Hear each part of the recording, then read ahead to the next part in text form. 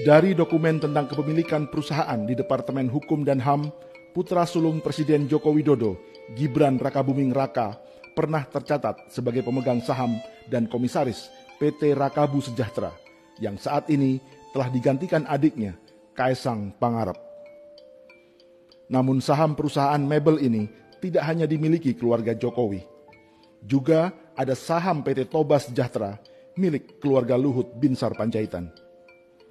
Grup Toba Sejahtera sendiri adalah induk perusahaan PT Toba Bara yang memiliki tambang batu bara dan PLTU dan baru saja membeli saham Sandiaga Uno di PLTU Paiton, Jawa Timur.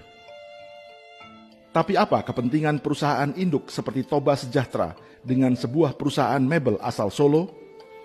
Dalam dokumen perusahaan, bidang usaha PT Rakabu Sejahtera sesungguhnya tidak hanya mebel, namun juga meliputi pembangunan atau konstruksi, pembebasan lahan, real estate, properti, pengerjaan beton, instalasi mesin, jaringan telekomunikasi, multimedia, hingga reklame dan periklanan, bahkan pengembangan wilayah transmigrasi.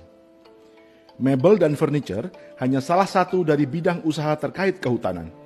PT Rakabu Sejahtera juga bergerak di bidang industri pengolahan kayu, pengangkutan, hingga industri kebutuhan rumah tangga seperti sabun, sampo, pasta gigi, atau tisu yang semua terkait dengan produk turunan kelapa sawit atau kayu. Dengan cakupan bidang usaha sebanyak itu, modal awal perusahaan yang berdiri pada 2009 ini adalah 31 miliar rupiah. Selain sebagai Menteri Koordinator Kemaritiman, Letnan Jenderal Purnawirawan Luhut Panjaitan adalah bagian dari tim sukses Jokowi yang disebut Tim Bravo 5. Tim Bravo 5 sendiri diketuai oleh Jenderal Purnawirawan Fahrul Razi, mantan Wakil Panglima TNI di masa Presiden Abdurrahman Wahid. Fahrul Razi juga menjabat komisaris di induk perusahaan PT Toba Sejahtera, selain di perusahaan tambang pemerintah PT Antam. Pensiunan jenderal yang lain di tim Bravo 5 kubu Jokowi adalah Suwaidi Marasabesi, mantan Kepala Staf Umum TNI. Ia tercatat sebagai komisaris PT Kutai Energi yang menambang batu bara di Kutai Kartanegara, Kalimantan Timur. PT Kutai Energi adalah anak perusahaan PT Toba Sejahtera yang sahamnya dimiliki keluarga Luhut Panjaitan. Tanpa melihat afiliasi politik, inilah sebagian jenderal TNI dan Polri yang jejaknya sedang dan pernah berada di perusahaan tambang batubara.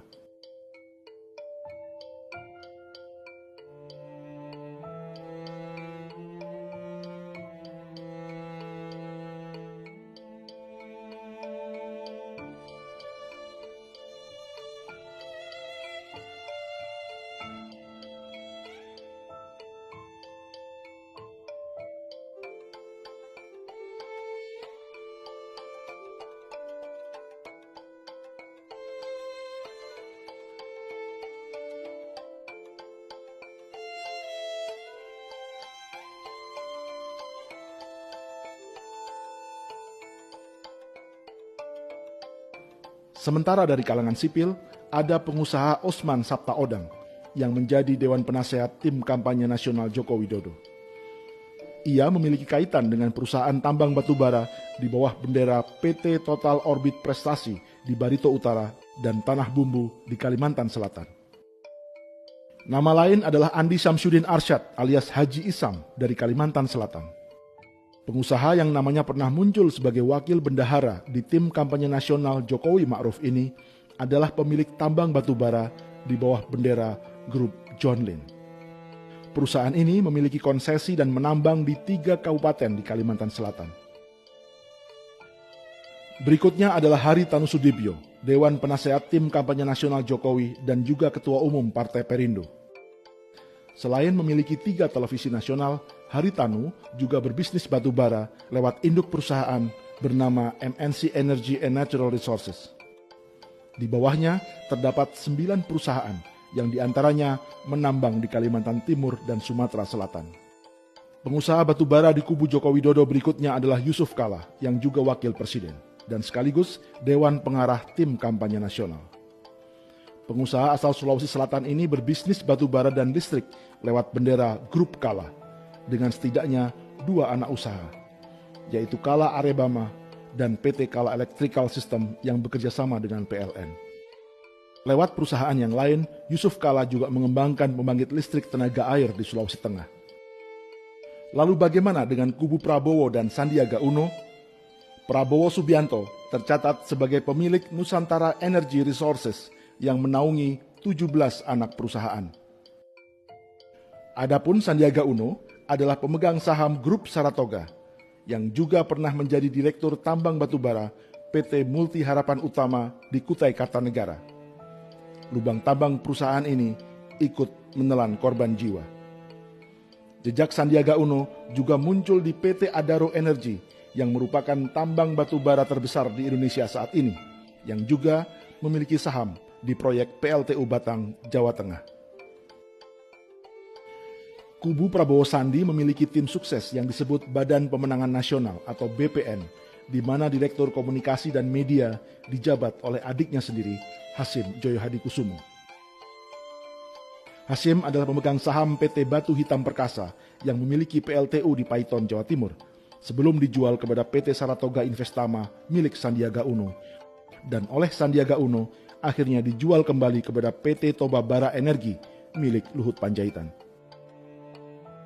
Nama lain di kubu Prabowo adalah Ferry Mursidan Baldan yang menjabat sebagai Direktur Relawan untuk Badan Pemenangan Nasional.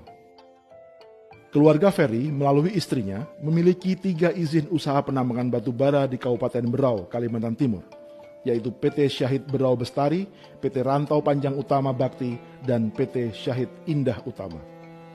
Bahwa yang 35.000 megawatt di seluruh Indonesia dari Sabang sampai Merauke itu harus dengan cara apapun harus dikejar.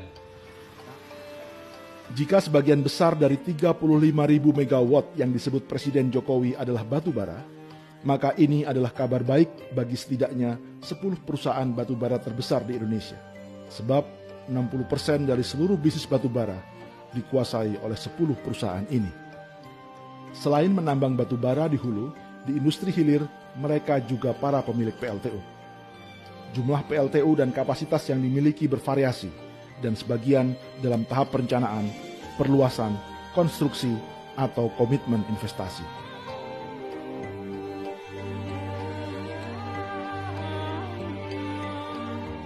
Sebagian besar mereka memang tercatat di Bursa Efek Indonesia. Bahkan juga tercatat sebagai perusahaan bersaham syariah seperti Adaro Energy, Bayan Resources, Harum Energy, Indika Energy, Indo Tambang Raya Megah, Bukit Asam, hingga Toba Bara Sejahtera. Saham syariah adalah saham yang dianggap tidak bertentangan dengan prinsip-prinsip syariah di pasar modal. Lembaga yang menentukan perusahaan-perusahaan tambang berstatus syariah ini adalah Dewan Syariah Nasional yang dibentuk oleh Majelis Ulama Indonesia atau MUI. Lantas siapa yang memimpin Dewan Syariah Nasional MUI? Calon Wakil Presiden Ma'ruf Amin yang juga Ketua MUI. Ma'ruf juga tercatat sebagai Dewan Pengawas Syariah di sejumlah bank seperti Bank Syariah Mandiri, BNI Syariah, Bank Mega Syariah, dan Bank Muamalat. Itu belum termasuk Dewan Pengawas Syariah di 3 perusahaan asuransi, Mega Insurance, Bringin Life, dan BNI Life Insurance. Di Bank Muamalat, di mana Ma'ruf tercatat sebagai Dewan Pengawas Syariahnya, baru-baru ini hendak mendapat bantuan modal dari sebuah konsorsium yang salah satunya bernama Links Asia. 3 nama di perusahaan investasi asal Singapura itu sendiri juga tidak jauh dari lingkaran bisnis batubara. Rizal Rishad pernah tercatat sebagai pendiri PT Brau Coal Energy yang menambang di Kalimantan Timur.